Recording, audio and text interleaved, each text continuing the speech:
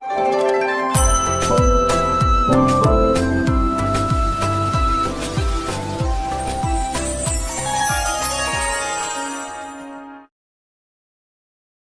जगन्नाथ मु दिवाकर दास आपण मानक प्रणाम करुच्ची आसला 2026 आउ ए 2026 जमी मालिकार प्रत्येक धाड़ी सत होगा लगी महापुरुष लिखिते कहले दिवसे कुहुड़ी आसब माड़ी शून्य भैरवी देव तरड़ी भक्तबंधु दिवस कुहुड़ी माड़ी जबार कथा महापुरुष मालिकार लिखिं एवं आपड़ देखु दिन 2 घड़ी पर्यंत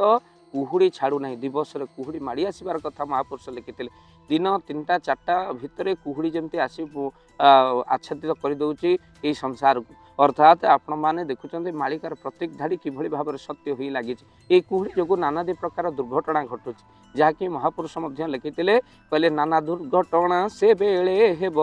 कली से सबले नेत्र देखिब कहले नाना दुर्घटना से बेले हम राति पाइले 2026 आपड़ देखु एवं चली मीन सन जोग आउ ये मीन सन जोग अनेक दुर्घटना होबार कथा जहाँ महापुरुष लिखिं जल पथर हो दुर्घटना आकाश पथर हो दुर्घटना सड़क पथर हो दुर्घटना एवं प्रतिदिन आम राति पाइले टीवी खबर कागज रे खाली दुर्घटना दुर्घटना दुर्घटना जहाँ भी गोटे दुर्घटना ये है कि देख आग को कौन हो 2026 शनिकर जेहेतु तृतीय चरण चलुची आपण घर जावा समय सावधान निहाती अवलंबन करूँ कहीं घर जाऊा लोक भलरे फेरबे कि नहीं एवं सन्देह कहीं रास्ता घाट ठूँ आरंभ कर विभिन्न भाव में मीनसन जोगे अनेक दुर्घटना भक्तबंधु हम अनेक प्राणहानि घटव नुआ वर्ष आरंभ हो आप देखिले पुरी में गोटे छोट छुआ उपर बोलर चढ़ीगला जहाद्वारा मृत्युवरण कले गोटे छोटिया छुआटी से परिवार किभली कष्ट भोगुत आप देखु महाप्रभु जगन्नाथ को प्रार्थना कर परिवार को धैर्य दिंतु भक्तबंधु जार छोट पिलाटी चली जाऊँगी गाड़ी एक्सीडेंट एमती से कथा ना एवं आम देखुं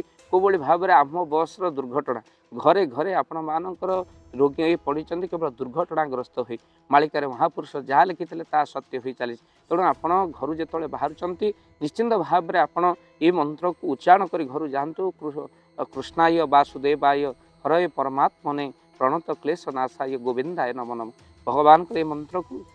जप करने सहित आपण ओम कृष्ण मधुसूदन वासुदेव जनार्दन ये मंत्र को निहाती भाव में जप करूँ भक्तबंधु गाड़ी में जाऊला बेले जप करूँ बसीला बेले जप करूँ ओम कृष्ण मधुसूदन वासुदेव जनार्दन ये हूँ महाविपत्ति नाशन मंत्र आउ यही मंत्र को जप कले आपंकर अनेक विपत्ति कटि जाए पुनश्च महापुरुष लिखिं समय एमती आसो जो समय भितर कहले कौन हम देखो आपंकर एपटे बांग्लादेश युद्धर परिस्थिति कहले देश देश मध्य गोल होइब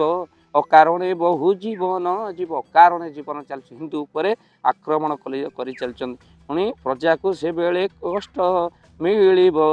कंसई हाथ रे गोरु मरिब प्रजा अनेक कष्ट पाइबा सहित कंसई हाथ रे गोरु मरिब प्रजा राजा द्वारा कर पीड़ा जमी आपणकर हुए राजा समय मंत्री जमी कर पीड़ा पाँच कष्ट पाँच कर नेला बेले जमी प्रजा मान कष्ट पाती सेमती एवं कष्ट आप देखते गाड़ीर पल्यूसन भरवा बेले हजार हजार लोक मैंने केबे आपण भाविते लाइन रे जाइक लोक फाइन दवा कथा एवं आप देखुं लाइन रे जाइक लोक फाइन भरुंट एमि समय आसी प्रजा पीड़न बा प्रजा कष्ट भक्तबंधु हम त्राही त्राही बोली डाकिबे थोके दुर्घटना घटी मरिवे लोके से समय त्राही त्राही बोली जगत डाकुव आ दुर्घटना घटी अनेक लोक मृत्युवरण करेंगे जहाँकि महापुरुष जशवंत दास मालिकार लिखिं कहले विषया रसरे न हुआ रत जशवंत कहे कली भविष्यत भक्तबंधु तेणु विषया रसे नतर हो प्रभु को भजन कर सृष्टि जार दृष्टि ताहार निश्चिंत भाव में सब कथा आम गोटे कथा कहूँ घंटा सजाला वाला दुनिया अनेक मेकानिक मिल जाई पारती कि समय सजाला वाला जड़े बड़ दूर बस महाप्रभु जगन्नाथ को प्रार्थना करूँ जीव हत्या छाड़ू परहिंसा परनिंदा छाड़ू एवं समय आसी 2026 मसीहा जेहेतु शनिकर तृतीय चरण भोग होने केवल सकाल उठी प्रार्थना करूँ विश्व मंगल पाई ये वीडियो को शेयर करूँ जहाँ पाखे वीडियो पहुँचुचे से किसी क्षण प्रार्थना समय दिंतु महाप्रभु को दर्शन करूँ सहित जीव हत्या छाड़ी भगवत नाम कीर्तन करूँ कहीं आउ समय ना आउ बेसी बेल ना लो बौल निकटे होइब देखा ପଞ୍ଚସଖା ମାନେ କହି ଯାଇଛନ୍ତି, ପୁରାଣରେ ଅଛି ଲେଖା। ଆଉ ସମୟ ନାହିଁ ମହାପୁରୁଷ ଯାହା ଲେଖିଥିଲେ ଏବେ ସେଇ ଭୟଙ୍କର ସମୟରେ ଆମେମାନେ ପହଞ୍ଚି ଗଲୁଣି। ଆଉ ଯେଉଁ ସମୟ ଭିତରେ ମୀନ ଚନ୍ଦ୍ର ଯୋଗୁଁ ଅନେକ ଦୁର୍ଘଟଣା ଆପଣ ଲେଖିକି ରଖନ୍ତୁ। ଏ 2026 ଯାହାକି ବାବା ଭେଙ୍ଗା କହିଛନ୍ତି ଅଶାନ୍ତିର ବର୍ଷ, ଆଉ ବର୍ଷ ଆରମ୍ଭରୁ ହିଁ ଅଶାନ୍ତି ଲାଗୁଛି, କାରଣ ରାତି ପାହିଲେ ଆମେ ଶୁଣୁଛୁ ଦୁର୍ଘଟଣା। ଆଗକୁ ମଧ୍ୟ ଅନେକ ଦୁର୍ଘଟଣା ଆପଣମାନେ ଦେଖିବେ। ରୋଡ଼ ପଥରେ ଅନେକ ଦୁର୍ଘଟଣା, ସତର୍କ ହୋଇ ଗାଡ଼ି ଚଲାନ୍ତୁ, ମଦ୍ୟପାନ କରନ୍ତୁ ନାହିଁ, ଟ୍ରାଫିକ୍ର ନିୟମ ମାନନ୍ତୁ। ଯାହା ସୂଚନା ରହିଛି ଆମ ଟ୍ରାଫିକ୍ର ତାହା ନିଶ୍ଚିନ୍ତ ଭାବରେ ଆପଣ ତାହାକୁ ମାନନ୍ତୁ। ଆଉ ନୀତି ନିୟମ ଅନୁସାରେ ଆପଣମାନେ ଗାଡ଼ି ଚଳାନ୍ତୁ। ଯେଉଁ ଭାଗ୍ୟରେ ଯାହା ଥିବ ଭକ୍ତବନ୍ଧୁ, କିନ୍ତୁ ଏବେ ଯେଉଁ ମୀନ ସନ୍ଧ୍ୟା ଯୋଗ ରାତି ପାହିଲେ କେବଳ ଦୁର୍ଘଟଣା ଆପଣମାନେ ଦେଖିବେ। ତାହା ହେଉଛି ସତ୍ୟ। ହେଇନି କିଛି, ଦେଖ ଆଗକୁ କ'ଣ ହେଉଛି ଆପଣମାନେ ତା ପୂର୍ବରୁ ମହାପ୍ରଭୁଙ୍କୁ ପ୍ରାର୍ଥନା କରନ୍ତୁ। ଜୟ ଜଗନ୍ନାଥ, ଜୟ ପଞ୍ଚସଖା। ଜୟ ଜଗନ୍ନାଥ। ଧନ ଅର୍ଜନେ ଧର୍ମ କରି ଧର୍ମେ ପ୍ରାପତ ନରହରି। ଯଦି ଆପଣମାନଙ୍କ ଧନ କୌଣସି ଗରିବ ଅସହାୟ ରୋଗୀମାନଙ୍କ ସେବାରେ ଲାଗିପାରିଲା, ଜାଣନ୍ତୁ ଆପଣଙ୍କର ରୋଜଗାର ସାର୍ଥକ ହୋଇଗଲା, ଆପଣଙ୍କ ଧନର ମଧ୍ୟ ବହୁତ ମହତ୍ତ୍ୱ ରହିଲା। ତ ଆଜି ଆପଣମାନେ ଯଦି ଚାହୁଁଛନ୍ତି ଆପଣଙ୍କର ସେଇ ଧନ ମହତ କାର୍ଯ୍ୟରେ ଲାଗୁ, ଯେମିତିକି ଆମେ ଗୋଟିଏ ଆମ୍ବୁଲାନ୍ସ କରିଛୁ, ଯେଉଁ ଆମ୍ବୁଲାନ୍ସ ପ୍ରତିଦିନ କିଛି ଅସହାୟ ରୋଗୀମାନଙ୍କୁ ମେଡ଼ିକାଲରେ ପହଞ୍ଚାଏ, କିଛି ଗରିବ ଅନାଥ ଶିଶୁମାନଙ୍କୁ ମଧ୍ୟ ଆମେ ବସ୍ତ୍ର ଦାନ କରୁ, କିଛି ରୋଗୀମାନଙ୍କ ପାଖରେ ପହଞ୍ଚୁ ଯେଉଁମାନେ ବହୁତ ରୋଗରେ ପୀଡ଼ିତ, ସେମାନଙ୍କ ପାଖରେ ଆମେ କିଛି ଅର୍ଥ ଆଉ ଗରିବ ଲୋକମାନଙ୍କୁ ସହାୟତା ପ୍ରଦାନ କରୁ। ଏ କିଛି ଦିନ ପୂର୍ବରୁ ଆପଣମାନେ ସହଯୋଗ କଲେ, ଆମେ ମଧ୍ୟ କିଛି କମ୍ବଳ ଅସହାୟମାନଙ୍କ ପାଖରେ ଯାଇ ପହଞ୍ଚି ବାଣ୍ଟିଥିଲୁ। ଆପଣଙ୍କୁ କୃତଜ୍ଞତା ଜ୍ଞାପନ କରିବା ସହିତ ଯଦି ଆପଣ ଚାହୁଁଛନ୍ତି ଆପଣଙ୍କ ଧନ ଆମ ଦ୍ୱାରା